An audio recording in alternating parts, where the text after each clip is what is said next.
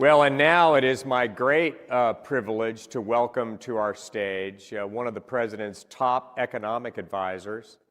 He had a brilliant career on Wall Street. He's done extremely well in investing and in generating wealth. And I don't know about you, but one of my favorite things to do is to watch Scott Bessent go toe-to-toe with the liberal media, especially on one of these Sunday shows. He is doing an amazing job as Secretary of Treasury.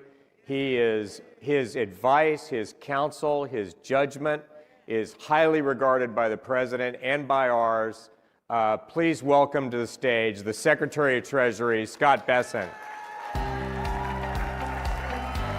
Thanks, Scott. Thank you so much.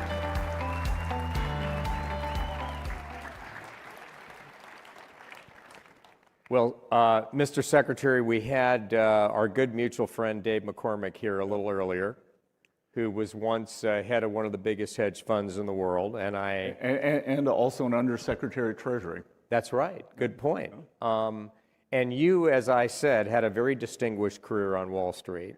You arguably know more about what's going on with our economy than anybody else. You're watching all the data.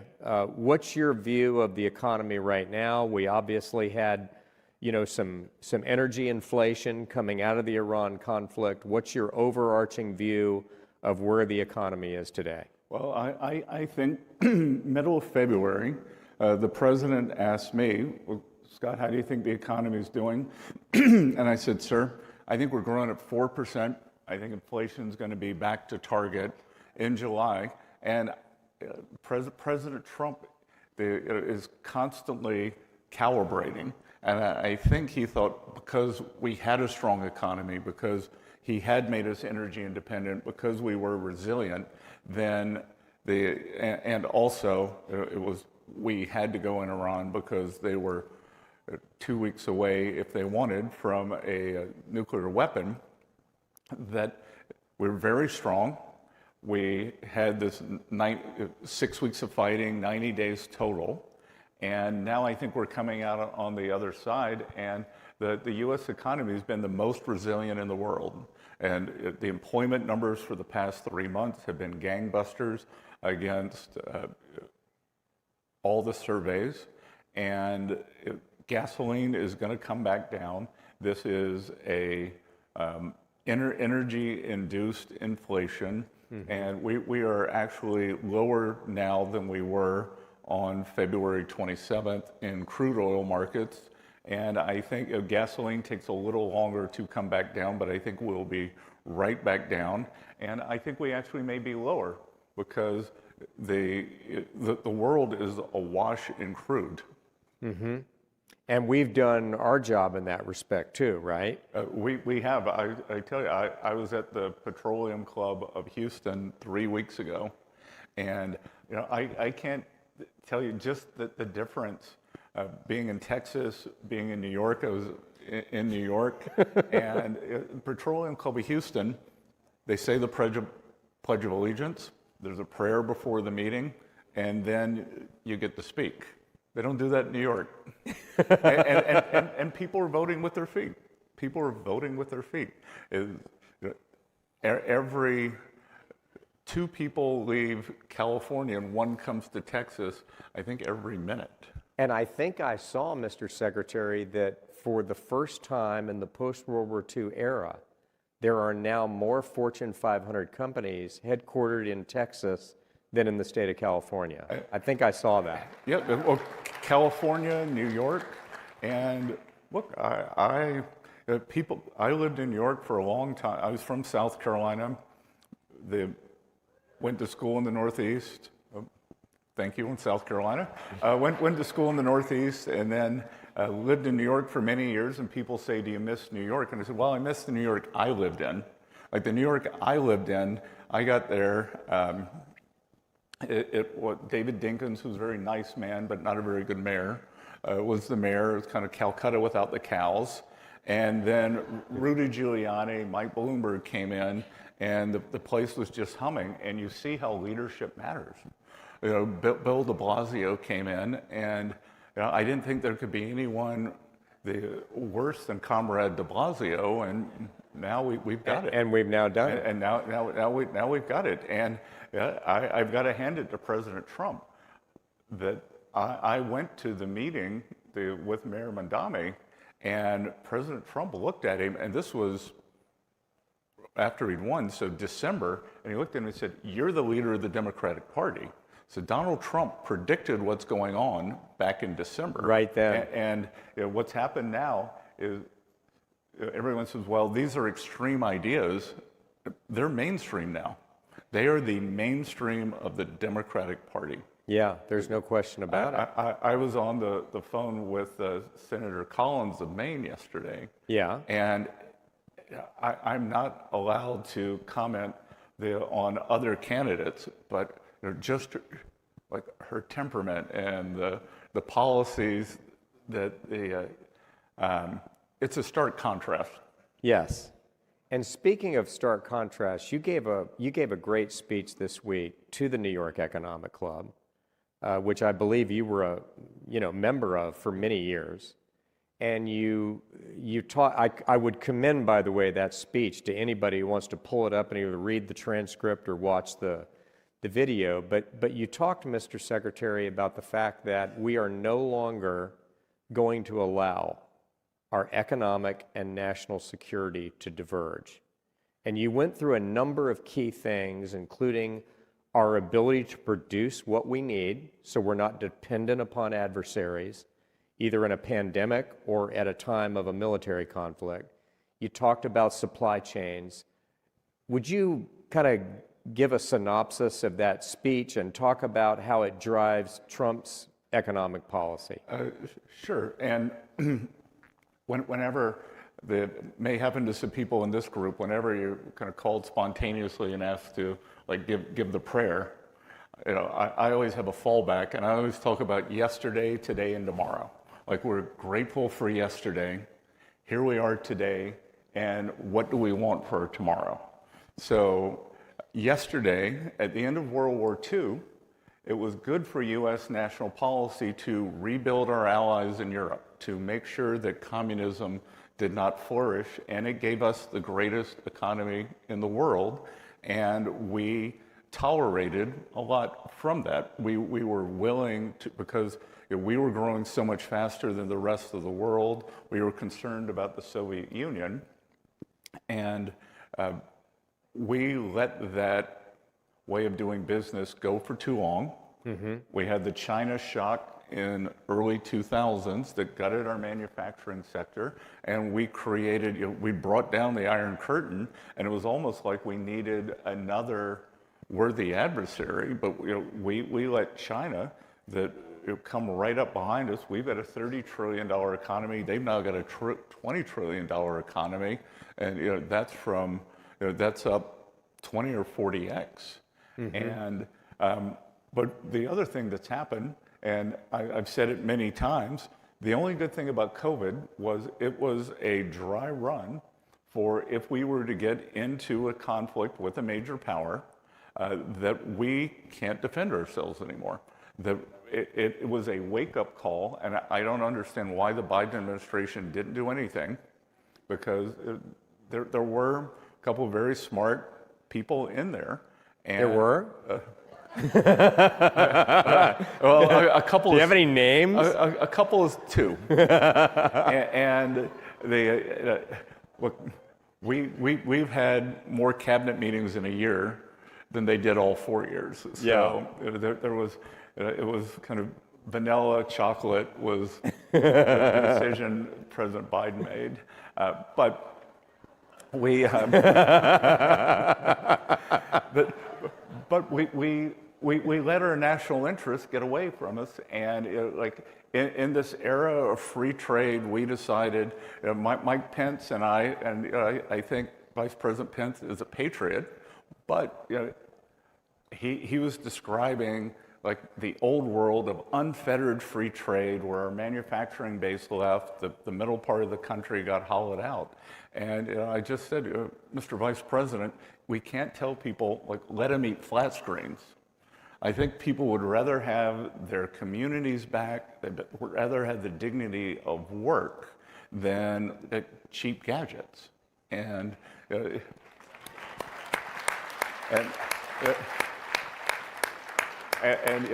Wall Street Journal took a shot at me. They called me an Ivy League populist. And I tapped back at them, and I said, well, that's why you're called the Wall Street Journal, not the Main Street Journal. I mean, it is. And Main Street suffered. At the Economic Club, someone asked me, what would you like for your legacy to be? What do you think the president's legacy will be for his second administration? And I said, parallel prosperity. Wall Street always does great, but it's Main Street's turn to catch up, and Main Street came back. It was like, we have spent a lot of time at Treasury with our small and community banks. Elizabeth Warren is always, oh, well, I'm afraid of a bank going under. Well, it's Senator, you put 45% of the small banks in America under. The financial regulations from 2008, 2009, it was too big to fail, but they became too small to succeed. Yeah. And our Main Street and small banks, they finance small business, they finance agriculture, they finance the real estate, community real estate loans, and we're trying to bring those back. So it's again, stock market can do great, but it is time for Main Street to do better. Now, as you know, we're celebrating this week the one-year anniversary of the signing of the Working Families Tax Cut. We brought the corporate rates down. We accelerated depreciation for investment. We have the Trump accounts, expansion of the child tax credit, standard deduction, no tax on tips, reduced taxes on Social Security benefits and for seniors. It's now been in place for a year. What impact is that having on working families, on small businesses, on job creation, and on the larger economy? Look, I think there's something here for everyone too, and there are also the private education funding too. Yes, school choice. School choice, and blue states aren't taking it because the teachers' unions have the dagger up to their throat. And this is crazy because when you alluded to, I have a little fun when I go for my congressional hearings, and there's one very impassioned congresswoman who said, well, this could be used for a racist private school or this, and I said, your state's not taking it, and it doesn't have to be used for a school. It could be, if you're in a blue state and your child's in public school, you can use it for tutoring, you can use it for special needs children, you can use it for school trips, but they don't want it. I mean, it's unbelievable, but I think... Has any blue state, other than Kathy Hochul in New York, agreed to take these funds? New York and Colorado have said they're going to do it, but they haven't done it. They haven't done it. They haven't done it. So, and remember, I think the governor of Colorado is like one of the 20 potential Democratic presidential candidates. So he's, I think that the one big beautiful bill, the Working Families Tax Cut, that was this incredible barbell. Because it's, as you said, on one side, it had the very efficient things for business, automatic, 100% expensing, permanent. So it's permanent. We're never going to have to. What I love about the Working Families Tax Cut, everything's permanent. Explain that, because a lot of people don't understand that there was a 10-year sunset on the first Trump tax cut. On a lot of provisions, and that a lot of things, like the full expensing, whether you're a big business or a small business, that you were able to, for the first few years, you could expense, if you bought a MacBook for your business, if you bought filing cabinets, you could, if you were a big company and built a new assembly line, it was 100% immediate deductibility. And when I go out, I was in the Winnebago plant in Minnesota, and they said, because we could do the immediate expensing, we decided to build a battery factory in Florida. it made it worth it. So we're seeing a CapEx boom with 17% pickup in CapEx, and I think that's a combination of the tariff policy and the tax policy. So you've got this very pro-business policy over here. I was in my hometown, Charleston, South Carolina, and Boeing has their second location there, and they're doing a 50% expansion for the Dreamliners. So that is 3,000 construction jobs that are going to turn into 1,000 great high-paying factory jobs. Then on the other side, you have the president's signature policies, and not everybody on our side of the aisle was in favor of all of these. Well, we don't know if it's good economic policy, but the president knew that it was great for the American workers. And I'm also the acting head of the IRS, so I could see the forms. So 44% of the tax returns we got had one of the president's signature policies on it. So no tax on tips, no tax on overtime. The 85% of our seniors did not pay taxes on Social Security. And the deductibility on the interest of auto loans for American-made cars. And I went with the president to Las Vegas on tax day on April 15th, and he likes to do spontaneous surveys of the audience. And he went through with all four of the provisions, and I would have thought that Las Vegas would have been the tip capital of the world. And he went through, okay, no tax on tips, no tax, it was no tax on overtime, was by far the biggest. And that was bigger than tips. Bigger than tips. And I was out in the Reagan Library about 5 weeks ago in Simi Valley, California. I did a roundtable with small business, and I'm sure we got a lot of small business owners here. And they said, our employees love no tax on overtime because, and it's the American way. You want to work harder, you keep more of it. Right. But the employers love it because then they have great employees who want to work more. Yeah, So, well, as you know, and I'm going to be at an event at the Treasury Department this week celebrating, the with Art Laffer. with Art Laffer and Steve Moore. And Art Laffer. Art's great. Art's the original Reagan-era souvenir. Yes, and he says that if you want to see a growing economy, you don't tax people who work, and you don't pay people not to work. Yep. And I think you and President Trump have got both of those right, and the future is very bright because of it. I can tell you that President Trump, we've never had this many Americans working as we have under President Trump. Yeah, and the best is yet to come. Best is yet to come. And you know this, we strongly supported you for secretary. Oh, I know. You are doing a phenomenal job. The president is lucky to have you. He values your counsel. And Scott, on behalf of all of our members, I want to thank you for what you're doing for the working men and women of this country. Let's thank Scott Bessent for coming one more time. Thank you so much.